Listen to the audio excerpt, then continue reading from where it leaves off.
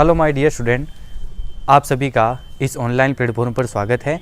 आज हम पुनः एक नई क्लास रिलेटिविटी एंड मैकेनिक्स, है ना, जो आपके BSc first year and BSc BEd first year के अंदर चलती है, उसका पार्ट नंबर 4 लेकर आए। जो आप नए स्टूडेंट्स हैं उनके लिए जो फिजिक्स की जो मैं क्लास बना रहा हूँ उसको आप ध्यान से देखिएगा। आज अपन इसके अंदर देखेंगे, आपको पता जो पार्ट नंबर 3 जो आपका चल रहा है, उस पार्ट नंबर 3 के अंदर अपन पढ़ रहे थे कोऑर्डिनेट ट्रांसफॉर्मेशन। क्या पढ़ रहे थे अपन? कोऑर्डिनेट ट्रांसफॉर्मेशन, जिसको अपन बोलते हैं निर्देशांक रूपांतरण। ठीक है। और उसके अंदर अपन ने देखा था कि एक समय जब दो निर्देश तंत्र एक साथ हो तो उनके जो आपस में जो पोजीशन, वेलोसिटी एंड एक्सेलरेशन है ना, उनके बीच में रिलेशन निकालना ही कोऑर्डिनेट ट्रांसफॉर्मेशन कहलाता है। ठीक है।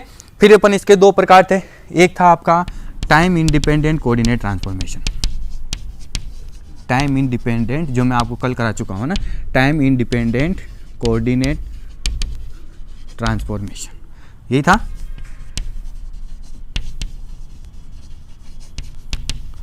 ठीक है। कल अपन ने क्या देखा था? कल अपन ने देखा था टाइम इंडिपेंडेंट कोऑर्डिनेट ट्रांसफॉर्मेशन, मतलब ऐसा निर्देशांक रूपांतरण जो समय पर डिपेंड नहीं करता हो।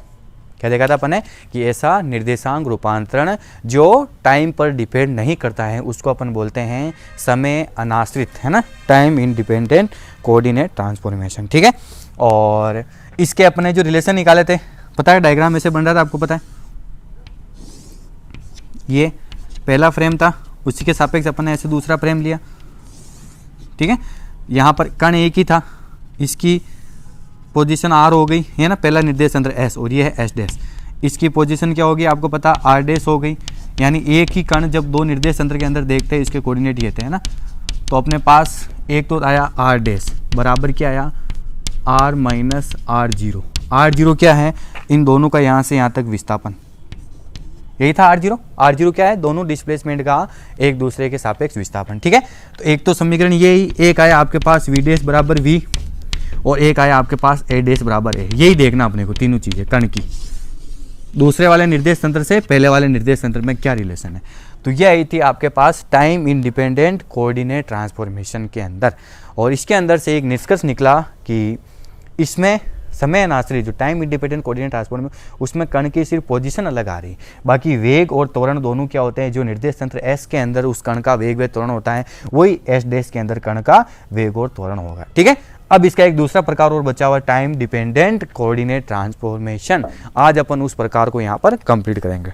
तो चलो आइए, अपना आज का प्रकार हो जाएगा इसमें, वो हो जाएगा आपका, है ना, ध्यान से देखिएगा आप, इनको कंप्लीटेड नोट्स बनाइएगा, तब जब आपको सारी चीज़ें समझ में आ जाएगी अच्छे से। घर पे जब भी आप बैठे रहो इनके नोट्स बनाएंगे आप,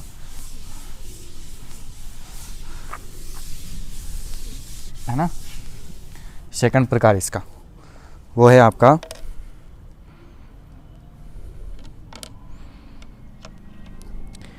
time dependent coordinate transformation, time dependent coordinate transformation, है ना, ट्रांसफॉर्मेशन। ठीक है। टाइम डिपेंडेंट कोऑर्डिनेट ट्रांसफॉर्मेशन, जिसको अपन बोलेंगे समयाश्रित निर्देशांक रूपांतरण। हिंदी में क्या बोलेंगे अपन इसको? समयाश्रित, जो समय पर निर्भर करना है ना, समयाश्रित निर्देशांक रूपांतरण। शायद थोड़ा सा दिख नहीं रहा होगा, इसको अपन वापस लिखता हूँ, मैं थोड़ा सा नीचे लिखता हूँ ना। इसका आज का सेकंड प्रकार है अपना कि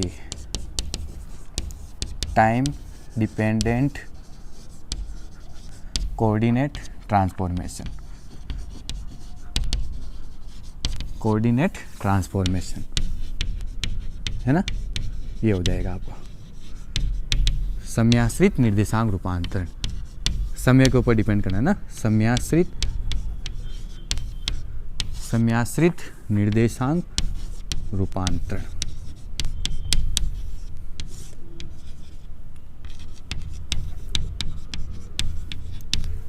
ओके। समयाश्रित यानी टाइम डिपेंडेंट कोऑर्डिनेट ट्रांसफॉर्मेशन, समयाश्रित निर्देशांक रूपांतरण, है ना, समय पर निर्भर करने वाला रूपांतरण। उसको अपने को देखना है ना, सेकंड प्रकार इसका। तो सबसे पहले क्या हो जाएगा, इसके अंदर अपन लिख सकते हैं कि जब दो निर्देश तंत्र के मध्य, जब दो निर्देश तंत्रों के मध्य आपेक्षिक रिलेटिविटी गति है ना, आपेक्षिक एक दूसरे के सापेक्ष है ना, जब दो निर्देश तंत्रों के मध्य आपेक्षिक रिलेटिविटी गति होती है, जब दो निर्देश तंत्रों के मध्य आपेक्षिक गति होती है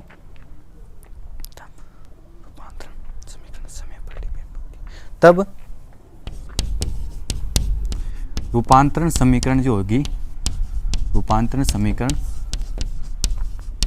समय पर निर्भर करती, किस पर डिपेंड करेगी, समय पर डिपेंड करेगी। ठीक है ना। अब ध्यान रखिए, दोनों की एक दूसरे के साथ अपने को गति बतानी। पहले तो अपने पास था कि दोनों स्थिर, तो वहां पर टाइम का कोई लेना देना नहीं। यहां पर मान लिया कि एक दूसरे के सापेक्ष दोनों की गति, और गति को भी ऐसे सेट कर रखा है कि दोनों ऐसे पैरेलली चलेंगे। डायग्राम था ना आपका ऐसे, ये ऐसे इसी प्रकार बिल्कुल पैरेलल रहेगा। ठीक है ना, ये अपने को बताना है। तो जब दो निर्देश तंत्रों के मध्य रिलेटिविटी गति होती है तब रूपांतरण समीकरण किसके ऊपर डिपेंड करेंगे, टाइम पर डिपेंड करेंगे। ठीक है, ये हो जाएगा। तो आपका टॉपिक ऐसे भी हो सका कि एक समान आपेक्षिक गति करते हुए, एक समान है ना, दोनों एक समान आपेक्षिक गति करते हुए निर्देश तंत्रों में रूपांतरण, ये भी लिखा हुआ जाए तो भी आपको यही करना है ना, एक समान आपेक्षिक गति करते हुए। तो डायग्राम बनाते हैं अपन इसका, फिर अपन इसको समझते हैं। डायग्राम वो का वही रहेगा जो आपका पहले वाला था, है ना, ध्यान रखना। एक बार थोड़ा सा मैं ना डायग्राम प्लॉट कर देता हूँ ताकि समझाने में अपने को आसानी रहेगी, है ना। यस, डायग्राम बना लेते हैं अपन। तो सबसे पहले अपन किसी कण की पोजीशन बता देते हैं। ठीक है,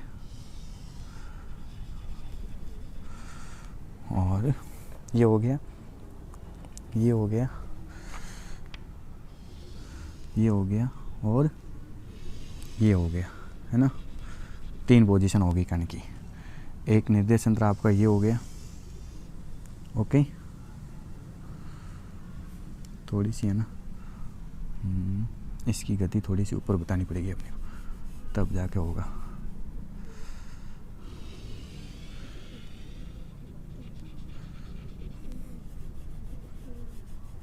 इतना तो होगा ही नहीं, ऐसे डायग्राम नहीं बनेगा। डायग्राम एक बार अपन पहले निर्देश तंत्र बना लेते हैं ना। पहले वाला निर्देश तंत्र हो गया आपका ये, ठीक है, ये हो गया आपका पहले वाला निर्देश तंत्र।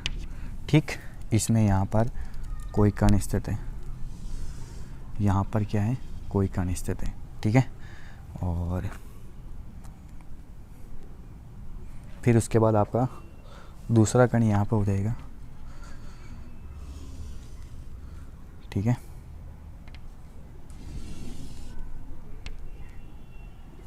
ना। सेकंड वाला जो निर्देश तंत्र होगा आपका ऐसे बन जाएगा। थोड़ा है ना, ये पोजीशन बताने के लिए थोड़ा अपने को डायग्राम को ध्यान से देखना पड़ता, पोजीशन बतानी पड़ती है ना, इसलिए। सेकंड वाला आपका निर्देश तंत्र ये हो गया। ठीक, ये हो गया आपका सेकंड वाला फ्रेम ऑफ रेफरेंस, और इसमें ये हो गया, है ना, इसमें ये हो गया, ओके। और लास्ट में ये पूरा ये हो जाएगा ऐसे, है ना, लास्ट में आपका ये पूरा यहाँ के मिल जाएगा। अब देखिए आपका बन गया, ये आपका कोई पी, इसमें 3 डायरेक्शन हो गई, 1, 2 और 3 डायरेक्शन। ये आपका पहला निर्देश तंत्र एस। ठीक, पहला निर्देश तंत्र हो गया एक्स, जिसमें वही कोऑर्डिनेट हो गया आपके पास एक्स वाई और जेड। ये आपका दूसरा निर्देश तंत्र हो गया एच डैश, जिसमें क्या हो गया वाई डैश, एक्स डैश और जेड डैश, है ना। दोनों निर्देश तंत्र आप ध्यान से देखिएगा, इनके ओरिजिन पॉइंट हो गए, ये इसका ओ और इसका क्या हो गया ओ डैश। अब आपको पता है यहाँ पर कोई कण है आपका पी, जिसके पहले वाले के निर्देश तंत्र क्या होंगे एक्स वाई जेड, और दूसरे वाले के क्या हो गए एक्स डैश वाई डैश और जेड डैश। ठीक है, डायग्राम आपका वो का वही है। अब आपको पता है इस ओ से पहले वाले की स्थिति कितनी हो गई आर। ठीक है, ओ डैश से पी की स्थिति, ये आपका कण पी है ना, उसकी ओ डैश से स्थिति कितनी होगी आर डैश। ठीक है, और यहाँ से यहाँ तक मान लिया कितना विस्थापित हो रहा है अपने को पता है R0, ये बताते अपन यहाँ से यहाँ तक ओ से ओ डैश तक इसका विस्थापन कितना है, r0 है। डायग्राम पूरा कंप्लीट है। अब आइए अपन इसका फॉर्मूला निकालेंगे। तो अपने को ये चीज़ ध्यान रखनी है कि जब दो निर्देश तंत्रों के मध्य रिलेटिविटी गति होती है तब रूपांतरण समीकरण किस पर डिपेंड करते हैं, समय पर। या क्वेश्चन आपको ऐसा भी पूछ सकते हैं कि एक समान आपेक्षिक गति करते हुए दो निर्देश तंत्रों के रूपांतरण समीकरण निकालिए, तो भी आपको क्या करनी है, यही चीज़ें यहाँ पर काम में लेनी है। ठीक है, तो चलो आइए अपन इसका फॉर्मूला निकालते हैं अपन। यस, वही चीज़ें निकालनी अपने को, आर डैश वगैरह जो निकली थी ना, उन्हीं चीज़ों को अपन देखेंगे।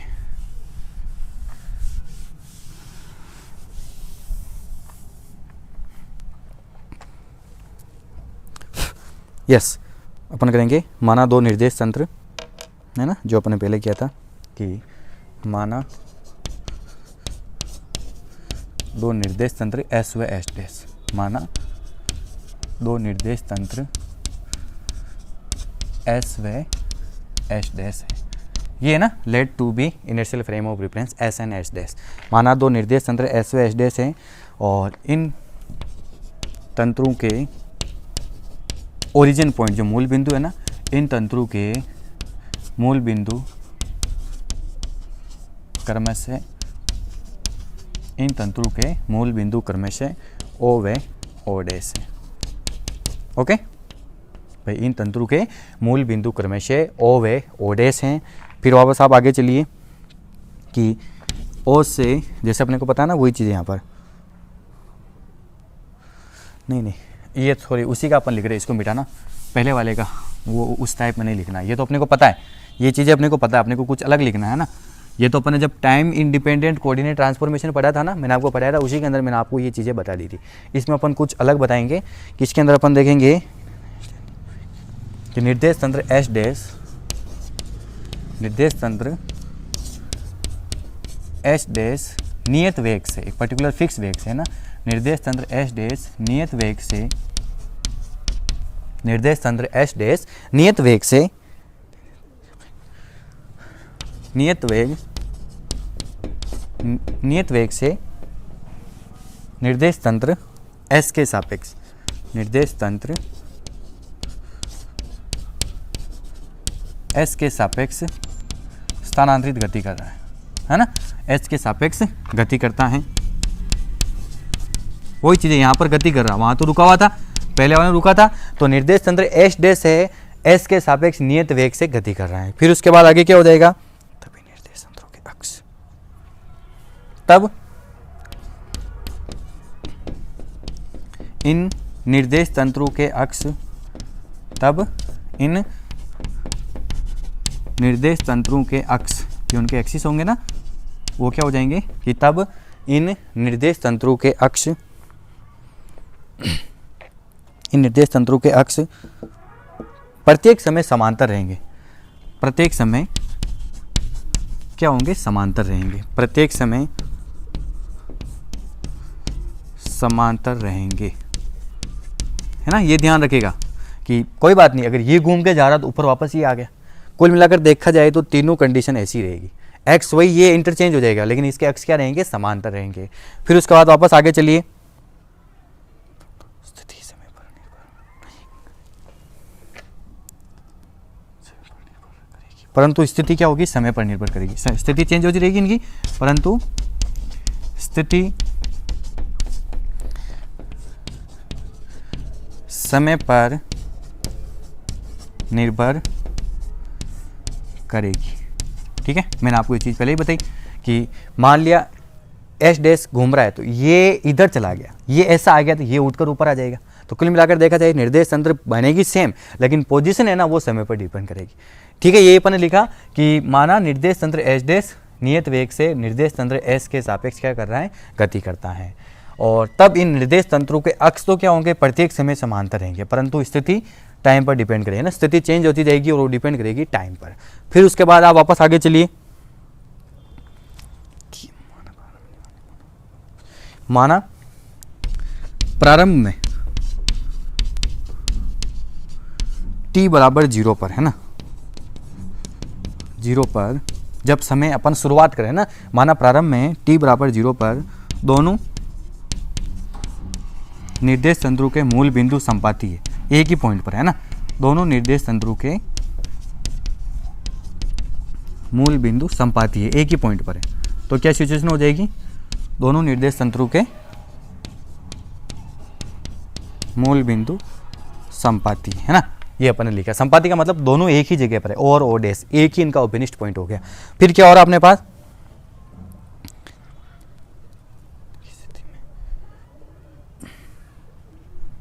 स्थिति में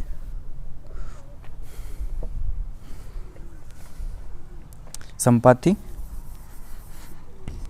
होने की स्थिति में समय t पर क्या हो जाएगा, एक बार मैं लिखता हूँ ना फिर मैं आपको समझाऊंगा। ओ डैश का ओ के सापेक्ष स्थिति सदिश क्या हो जाएगा, ओ डैश का ओ के सापेक्ष स्थिति सदिश, ओ के सापेक्ष पोजीशन वेक्टर है ना, स्थिति सदिश क्या हो जाएगा, स्थिति सदिश आर नोट बराबर हो जाएगा वी टी है ना, आर नोट बराबर क्या हो जाएगा वी टी। इस चीज़ को आप ऑब्जर्व कीजिए ध्यान से, क्या आया आपके पास आर नोट, ये कैसे आया आपको पता है, डिस्टेंस दूरी बराबर क्या होता है, स्पीड इनटू टाइम। यस, दूरी बराबर क्या, तो ये होता है, देखिएगा यहाँ से यहाँ तक की दूरी बराबर क्या होता है, चाल इंटू समय। चाल मतलब एक नियत वेग v से टाइम t के according S dash frame of reference क्या कर रहा है, गति कर रहा है। तो क्या इस r0 को अपन क्या लिख सकते हैं, vt लिखा नहीं लिखा, ये चीज़ हो गई। देखिए इसको एक बार वापस समझिए कि निर्देश तंत्र एस डैश नियत वेग से निर्देश तंत्र एस के सापेक्ष क्या करता है, गति करता है, जो अपने पास सारी सिचुएशन लिखी हुई है। फिर अपन ने देखा तब इन निर्देश तंत्रों के अक्ष होंगे वो प्रत्येक समय क्या रहेंगे, समांतर रहेंगे, परंतु स्थिति क्या हो जाएगी, टाइम पर डिपेंड करेगी।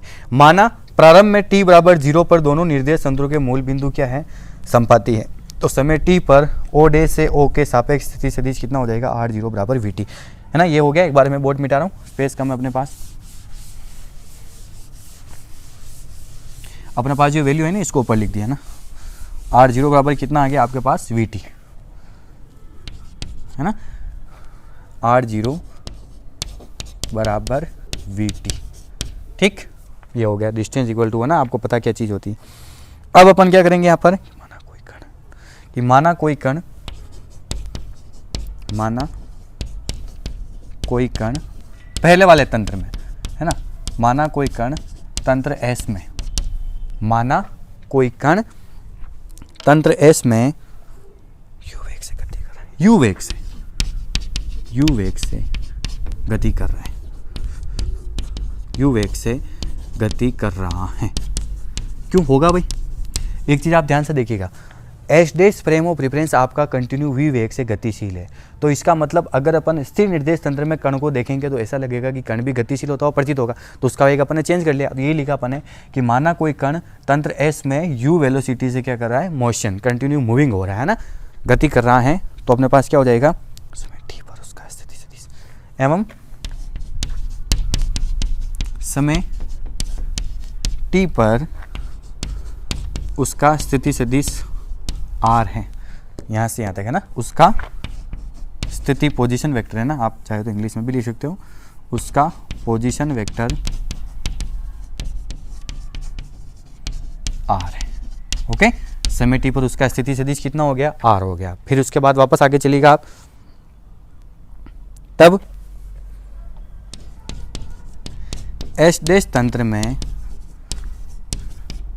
समय t पर स्थिति सदिश कितना हो जाएगा, r डैश, बस ऐसे लिखना आपने है ना, स्थिति सदिश r डैश होगा है ना, r डैश होगा। ओके, स्थिति सदिश कितना हो जाएगा, एक कोई कण है, एक माना कोई कण तंत्र S में u वेग से गति कर रहा है एवं समय t पर उसका पोजीशन वेक्टर कितना है, r है, और तब एस डैश तंत्र में उसका समय t पर पोजीशन वेक्टर कितना हो जाएगा, r डैश हो जाएगा। यहाँ तक ठीक है। अब अपने को पता है, जैसे अपन सॉल्यूशन करते हैं, डायग्राम में मिटा रहा हूँ ना, डायग्राम बना लेना, अब स्पेस कम है अपने पास इसलिए चाहिए, वो जैसे पहले वाले का डायग्राम बनाना वैसे के वैसे ही बना, बस एक समय में निर्देश तंत्र गति कर रहा है, एक समय में रुका हुआ है, तो अपन डायरेक्ट डायग्राम से भी लिख सकते हैं, वी नो डेट जो आपका r है ना, वो किसके बराबर हो जाएगा, R naught plus R dash. ये होगा कि जो आर नोट है वो आपका आर बराबर हो जाएगा आपका R naught plus R dash. अगर आप यहाँ से आर डैश निकालते हो तो आर डैश बराबर कितना हो जाएगा आपके पास, आर डैश ही निकालनी, आर डैश बराबर आर माइनस आर नोट। ठीक है, तो आर नोट का मान कितना है आपके पास, वी टी आया हुआ है, तो आप ये मान यहाँ पुट करोगे तो आपके पास क्या इक्वेशन हो जाएगी, आपके पास इक्वेशन हो जाएगी यहाँ से आर डैश बराबर आर माइनस वी टी। एक तो ये हो गई आपके पास समीकरण।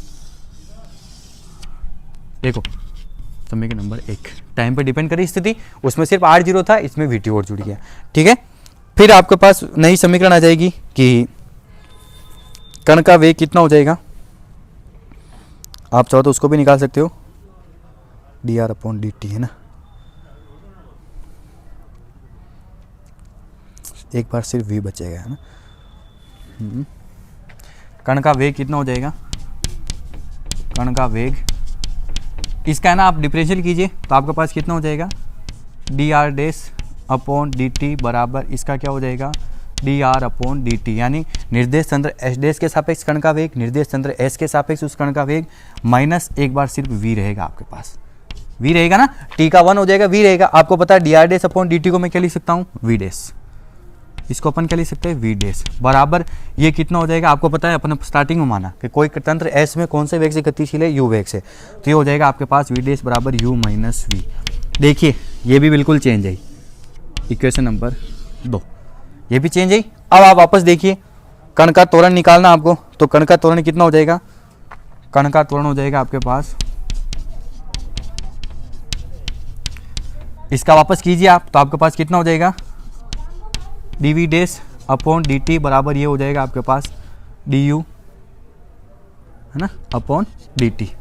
ठीक है, और ये हो जाएगा आपके पास माइनस 0, क्योंकि वी नियत है, वी आपको पता है कांस्टेंट है, वी क्या है, कांस्टेंट है, तब D V upon D T कितना हो जाएगा, 0, है ना। तो आप इसको सोल्व करोगे तो आपके पास कितना हो जाएगा, आपके पास हो जाएगा जी ए डैश बराबर ए। ये तीनों कंप्लीट कोऑर्डिनेट ट्रांसफॉर्मेशन तीनों आगे। अब इसमें देखिए टाइम डिपेंडेंट कोऑर्डिनेट ट्रांसफॉर्मेशन में क्या हो रहा है, सिर्फ दोनों निर्देश तंत्र में कण का त्वरण समान है, बाकी स्थिति और वेग दोनों क्या है, भिन्न है। जबकि टाइम इंडिपेंडेंट समय नाश्रित देखा था, उसमें सिर्फ कण की स्थिति भिन्न थी, बाकी वेग और त्वरण दोनों समान आए नहीं। आप पीछे वाला टॉपिक देखिए, बस आपका एक कंप्लीट समीकरण 1, 2, 3 टाइम डिपेंडेंट कोऑर्डिनेट ट्रांसफॉर्मेशन है, और इससे स्पष्ट है कि इनकी क्या क्या चीज़ें भिन्न है और क्या क्या चीज़ें अलग है, वो भी आप चीज़ें देख सकते हो। तो क्या क्या आपको पता है, ये चीज़ है आर डैश बराबर आर माइनस 0, तो अपन इसको क्या लिख सकते हैं, आर डैश बराबर आर माइनस वी टी, पहली समीकरण बन गई। अब अपने को निकालना वेलोसिटी ऑफ पार्टिकल, कण का पार्टिकल की वेलोसिटी कितनी हो जाएगी, इसका डिफरेंशियल किया अपने को, D R dash upon D T बराबर D R upon D T minus V, T का 1 हो जाएगा। अब आपको पता है इसको तो अपन लिख सकते हैं वी डैश बराबर ये हो जाएगा आपके पास U minus V, equation number 2। अब अपने को निकालना कण का त्वरण, पुनः इसका अपने डिफरेंशियल किया तो D V dash upon D T बराबर डी यू, है ना, D U upon D T minus A, जो ये 0 हो गया आपको पता है, और डी डैश बराबर ए आ गया कंप्लीट। अब जो लाइन लिखनी मैं इधर लिख लेता हूँ ना, कि अपने लाइन भी लिखनी पड़ेगी, है ना। बस आप इनको एक बार जब कंप्लीट करोगे ना, तब जाके आपको सारी चीज़ समझ में आ जाएगी। तो आप लिखोगे कि समीकरण 1, 2, 3 क्या है, समीकरण 1, 2 व 3 टाइम डिपेंडेंट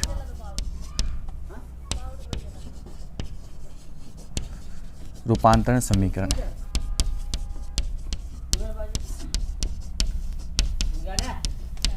ठीक है, टाइम डिपेंडेंट जो समय के ऊपर डिपेंड करने वाले रूपांतरण समीकरण हैं। और इस प्रकार एक समान आपेक्षिक, इस प्रकार एक समान आपेक्षिक स्थानांतरीय, यानी उसकी पोजीशन चेंज हो रही, एक समान आपेक्षिक स्थानांतरीय, स्थानांतरीय स्थान चेंज होना है ना, स्थानांतरीय जिसको अपन इंग्लिश में बोलेंगे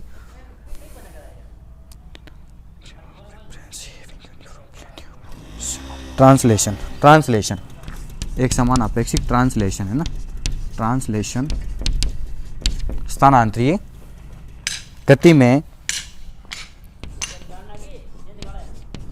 कण की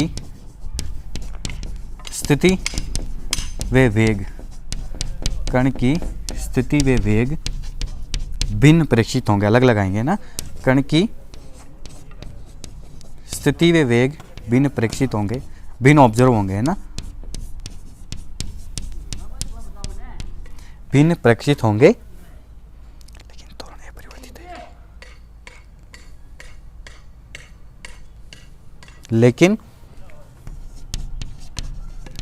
त्वरण क्या होगा, अपरिवर्तित रहेगा। लेकिन त्वरण नहीं चेंज होगा ना, अपरिवर्तित रहेगा।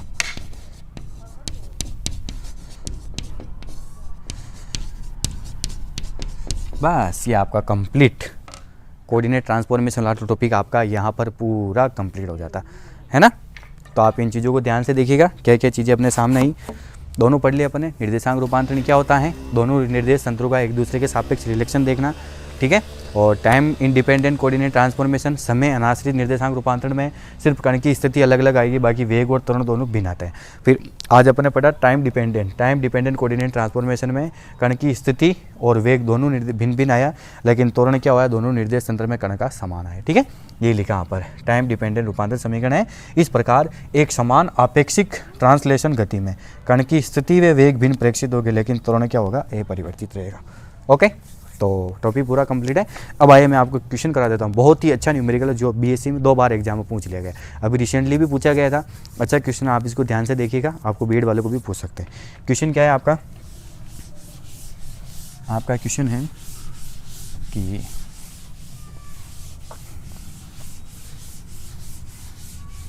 इंग्लिश और हिंदी दोनों में लिखा देता हूँ मैं आपको, इंग्लिश वाले भी समझ लेना, इंग्लिश वाले भी थोड़ी हिंदी की आदत डाल देना, क्योंकि बच्चे क्या हमारे हिंदी मीडियम में ज़्यादा आते हैं, इसलिए हम दोनों तरफ का पलड़ा देख के अपने को हमारे को क्वेश्चन कराना पड़ता है ना।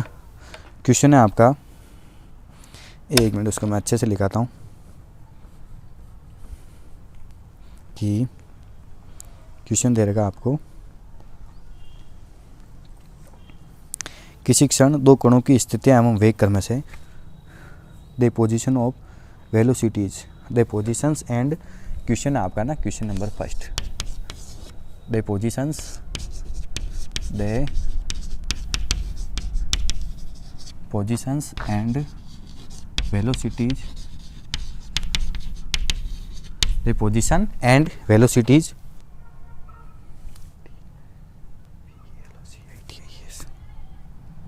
of 2 particles are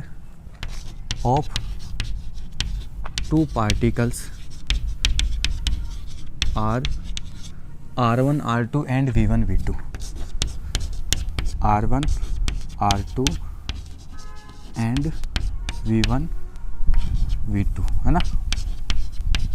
The positions and velocities are 2 particles R1 R2 and V1 V2, prove that they collide only, prove that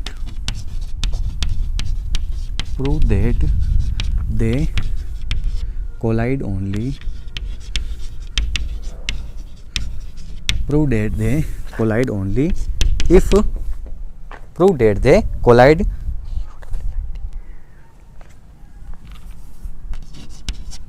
only if, कब,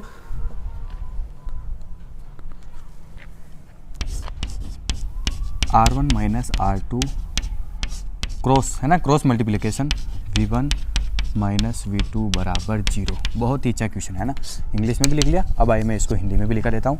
हिंदी में क्या क्वेश्चन बनेगा आपका, हिंदी बनेगा कि किसी क्षण 2 कणों की स्थितियाँ वेग क्रम से, किसी क्षण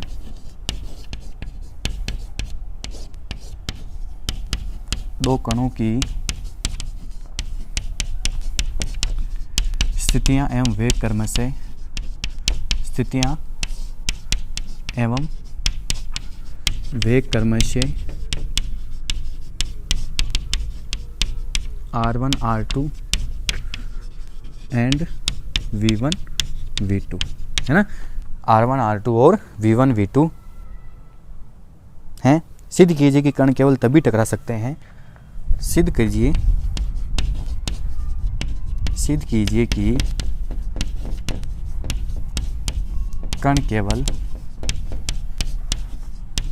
कण केवल तभी टकरा सकते हैं कण केवल तभी टकरा सकते हैं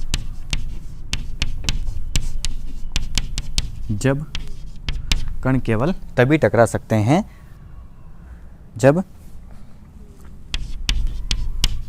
R1 minus R2 cross V1 minus V2 बराबर 0, है ना। तभी टक्कर कब होगी इनमें, कोलिजन या कोलाइड कब होगा, जब ये सिचुएशन हो। तो क्वेश्चन आप देख लीजिए ध्यान से, फिर मैं आपको एक बार एक क्वेश्चन कराऊंगा, है ना। समझ में आ गया कि किसी क्षण दो कण है, उसकी दो कण दे रखा है आपको, उनकी स्थितियाँ और वेग दे रखा है, R1 R2 और V1 V2 है। फिर यहाँ पर लिखा कि सिद्ध करो कि कण केवल तभी टकरा सकते हैं, कण की आपस में टक्कर कब होगी कि जब R1 minus R2 cross V1 minus V2 कितना हो, 0। हिंदी में लिख लिया, हिंदी वाला मिटा रहा हूँ मैं, है ना, स्पेस कम है मेरे पास क्वेश्चन सॉल्व करने के लिए। तो आप चाहो तो इंग्लिश में भी देख सकते हो, इसको हिंदी में यही लिखा जाएगा ना, आप इसको एक बार लिख लीजिए कॉपी में, जब आप नोट्स बनाओ इसके, तब ये क्लास पढ़ो तब आप। और the positions and velocities of two particles, positions and velocities of two particle are R1 R2 and V1 V2। Prove that, आपको क्या बताना है, दे कोलाइड ओनली, ये तभी टकराएंगे इफ जब R1 minus R2 cross V1 minus V2 बराबर क्या हो, 0 हो। तो अपन देखते हैं इसके अंदर दो पार्टिकल ले लेते हैं P और Q, फ्रेम ऑफ रेफरेंस बनाते हैं अपन, ये आपका है ना, सॉल्यूशन कर रहे हैं अपन। यहाँ पर आपका फ्रेम ऑफ रेफरेंस बन जाएगा ऐसे,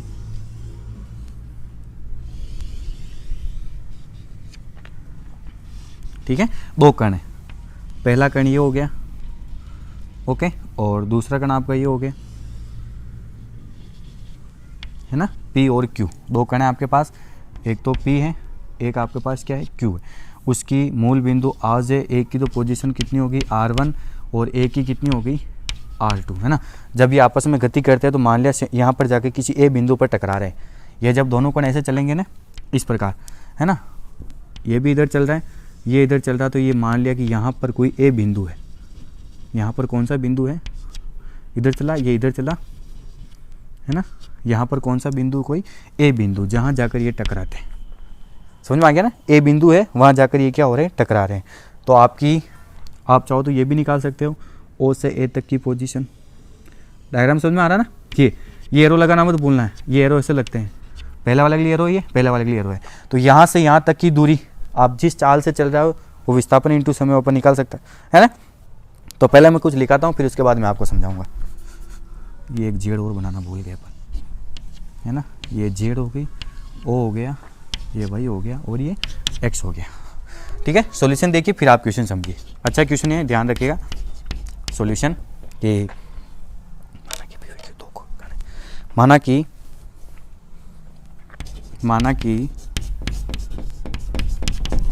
P व Q दो कण हैं,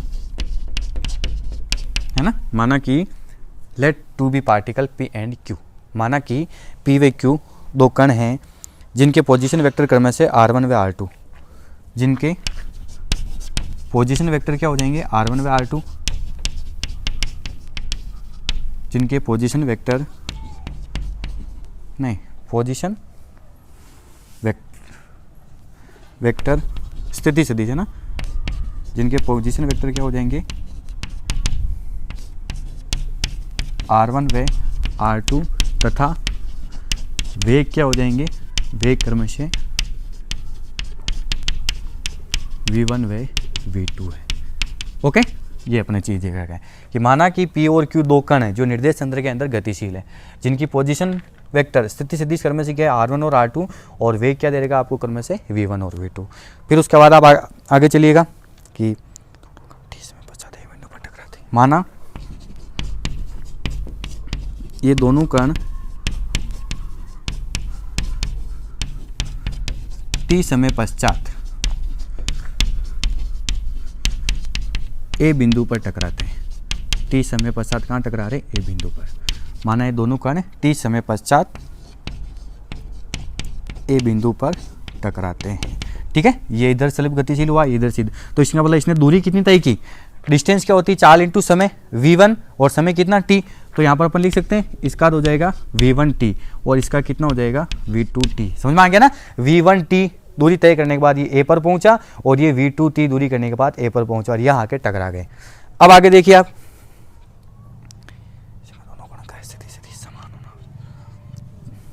अतः इस बिंदु ए पर दोनों कणों का स्थिति सदिश समान होना आवश्यक है। दोनों कणों का पोजीशन वेक्टर एक ही चीज से बताएंगे, एक ही चीज हो रही, तो अतः इस बिंदु ए पर दोनों कणों का स्थिति सदिश समान होना आवश्यक है। ये चीज ध्यान रखना है ना, स्थिति सदिश समान होना आवश्यक है ना, तभी जाके टक्कर कहलाएगी, बाकी नहीं ठहराएगी। मतलब ये भी कण आगे यहाँ पर, ये भी कण आगे यहाँ पर, जब दोनों यहाँ आ गए इसका मतलब इन दोनों की एक ही स्थिति हो जाएगी, ओ से दोनों की स्थिति क्या हो जाएगी, समान हो जाएगी। बस ये चीज़ मैंने यहाँ पर बताई। थ्योरी समझ में आ गई? क्या लिखा अपन ने कि माना कि P और Q दो कण है ना, थ्योरी आपकी क्या हो गई कि माना कि P और Q दो कण हैं जिनके पोजीशन वेक्टर क्रम से R1 व R2 तथा वेलोसिटी क्या होगी, V1 और V2 है। और माना ये दोनों कण t समय पश्चात A बिंदु पर क्या होते हैं, टक्कर करते हैं। तो अतः इस बिंदु A पर दोनों कणों का स्थिति सदिश क्या होना चाहिए, समान होना आवश्यक है। अब अपन देखिए आगे मान निकालते हैं। तो सबसे पहले P के लिए, P जो कण है ना, कण P के लिए क्या हो जाएगा, कण P के लिए OA, इसकी स्थिति सदिश ही होगी O से लगाकर A तक। अब आप एक चीज़ ध्यान से देखिए, ये भी त्रिभुज बन रहा, देखिए त्रिभुज नियम से ओ ऐसे मैं थोड़ा सा लिख सकता हूं कि त्रिभुज PAO में त्रिभुज नियम से, बाद में मैं सीधा लिखूंगा है ना, त्रिभुज नियम से। त्रिभुज नियम क्या है आपको पता है कि जो OA जो हो जाएगा ना, OA वो इन दोनों के योग के बराबर हो जाएगा। तो मैं लिख सकता हूं कि OA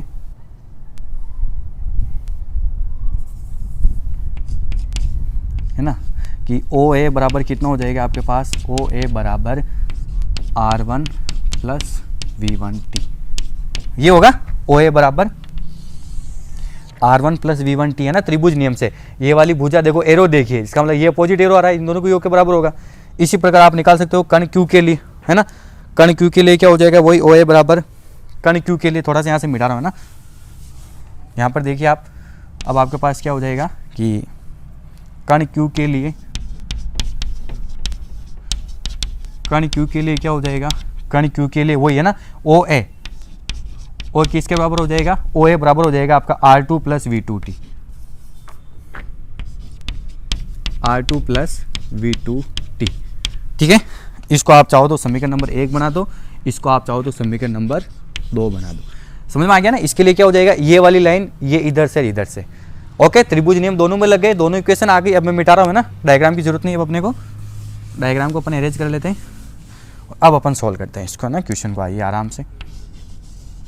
बस सारी चीज़ें मैंने खोल कर लिखा दी, तो अब आपको कोई भी दिक्कत नहीं आएगी, है ना।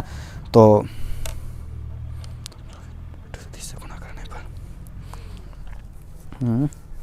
समीकरण 1 व 2 से क्या हो जाएगा, दोनों OA के मान है। समीकरण 1 व 2 से देखिए, ये भी मान OA का, ये भी मान OA का, दोनों को अपन बराबर बता सकते हैं। तो इधर से मैं लिखूंगा R1 प्लस V1T बराबर, इधर से क्या हो जाएगा R2 प्लस V2T। ठीक है, फिर एक काम कीजिए, एक मान को आप उधर भेज दीजिए, कोई से भी एक मान को अपन उधर भेज देते हैं, इधर को इधर, इधर इधर, तो आपके पास क्या हो जाएगा R1 माइनस R2, है ना, R1 माइनस R2 बराबर, ये मान उधर जाएगा तो माइनस V1T प्लस V2T, है ना। या आप चाहो तो इसको ऐसे भी लिख सकते हो, R1 माइनस R2 बराबर, माइनस बाहर कॉमन ले लीजिए, आपके पास क्या हो जाएगा V1 माइनस V2T भी कॉमन ले लिया, T भी कॉमन आ रहा है तो V1 माइनस कॉमन ले लिया, V1 माइनस V2T। यहाँ तक ठीक है, थोड़ी सी और जगह चाहिए, मैं इधर से मिटा रहा हूँ ना, ये सारी चीज़ें समझ में आ गई। यहाँ से अपन थोड़ा सा मिटा लेते हैं। अब अपने पास क्या हो जाएगा, है ना, कि उपरोक्त समीकरण के, उपरोक्त यहाँ पर लिख रहा हूँ ना, उपरोक्त समीकरण के दोनों पक्षों को V1 माइनस V2, है ना, V1 माइनस V2 से सदिश गुणा करने पर, cross multiplication, V1 minus V2 से क्रॉस मल्टीप्लिकेशन, है ना, सदिश गुणन करने पर, सदिश गुणनफल करने पर, है ना, सदिश गुणा, समझ जाना। तो दोनों पक्षों को, उपरोक्त समीकरण के दोनों पक्षों को v1 माइनस v2 से क्रॉस मल्टीप्लिकेशन करने पर। तो चलो आइए, इधर तो हो जाएगा आपके पास r1 minus r2 cross v1 minus v2 बराबर, जो मान था उसको ऐसे क्या लीजिए आप, लिखा v1 माइनस v2, इसी को मैं क्रॉस करा रहा हूँ किसी से, v1 माइनस v2 बाहर लिख लीजिए, है ना, t बाहर लिख लीजिए।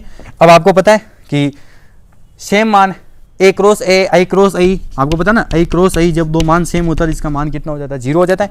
तो ये पीछे वाला मान पूरा आपका कितना हो गया, ये पीछे वाला मान आपका पूरा 0 हो गया। तो इसका मतलब आपके पास कितना आ गया, r1 minus r2 cross v1 minus v2 बराबर 0 HP। बस हैंस प्रूव्ड हो गया आपका काम, है ना। r1 minus r2 cross v1 minus v2 बराबर 0। बस आपको ऐसे क्वेश्चन सॉल्व करना है। तो उम्मीद करूँगा कि आपको इसमें कोई दिक्कत नहीं आनी चाहिए। क्वेश्चन कैसे सोल्व किया आप थोड़ा सा एक बार समझ लीजिए कि अपने को पता है कण P के लिए त्रिभुज नियम से ही आ गया, और कण Q के लिए क्या आ गया, OA बराबर R2 प्लस V2T, ये चीज़ आ गई, ठीक है। फिर समीकरण 1 व 2 देखी, दोनों किसके मान है, OA के मान, तो दोनों अपन ने बराबर बता दिया, R1 प्लस V1T बराबर R2 प्लस V2T, ठीक है। इधर पक्षांतर कर लिया, R1 माइनस R2 बराबर माइनस V1T प्लस V2T, यहाँ से माइनस बार कॉमन ले लिया तो v1 माइनस v2t हो गया। फिर मैंने क्या किया, इस समीकरण के दोनों पक्षों को v1 माइनस v2 से क्रॉस मल्टीप्लिकेशन, सदिश गुणन करने पर, तो आपके पास क्या हो गया, यहाँ से ऊपर देखिएगा ना, ये चीज़ अलग आ, ये तो क्वेश्चन लिखा हुआ है ना। तो आपके पास क्या हो गया, R1 minus R2 cross v1 minus v2 बराबर minus v1 minus v2 cross v1 minus v2। अब दोनों सेम है तो ये 0 हो गया। बस ये आपका हैंस प्रूव्ड, ऐसा आपको क्वेश्चन करना है। तो अब आप कोई भी दिक्कत नहीं आनी चाहिए, ध्यान से देखिएगा। आप कल अपन एक नया टॉपिक लेकर आएंगे और उसको अपन देखेंगे, है ना, कंप्लीट करेंगे। लेकिन आप चाहो तो आज के लिए थोड़ा एक क्वेश्चन लिख लीजिएगा, क्वेश्चन हो जाएगा, आप 2 क्वेश्चन होंगे, मैं सिर्फ बोल रहा हूँ ना, आप उसको देख लेना कि निर्देशांक रूपांतरण किसे कहते हैं, स्थानांतरित निर्देश तंत्रों के लिए रूपांतरण समीकरण याद करो। स्थानांतरित निर्देश तंत्र यानी दूसरा निकालना, टाइम डिपेंडेंट, स्थान चेंज हो रहा है ना, स्थानांतरित निर्देश तंत्र के लिए रूपांतरण समीकरण है ना, जो दूसरा चेंज हो रहा है उसके लिए। फिर एक क्वेश्चन एक और पूछ सकते हैं आपको कि एक समान अपेक्षिक स्थानांतरित गति करते हुए निर्देश तंत्रों में निर्देशांक रूपांतरण समीकरण याद करो। ध्यान रखिएगा, दूसरा वाला है ना, वही आपको ज़्यादा पूछा जाएगा, है ना, एक समान अपेक्षिक स्थानांतरित गति करते हुए निर्देश तंत्र में रूपांतरण समीकरण याद करो। तो आज के लिए बस इतना सा ही, पूरी क्लास आप ध्यान से देखिएगा, और कोई भी दिक्कत है तो आप मेरे को कमेंट्स कर सकते हो, ठीक है। आपका बहुत बहुत धन्यवाद।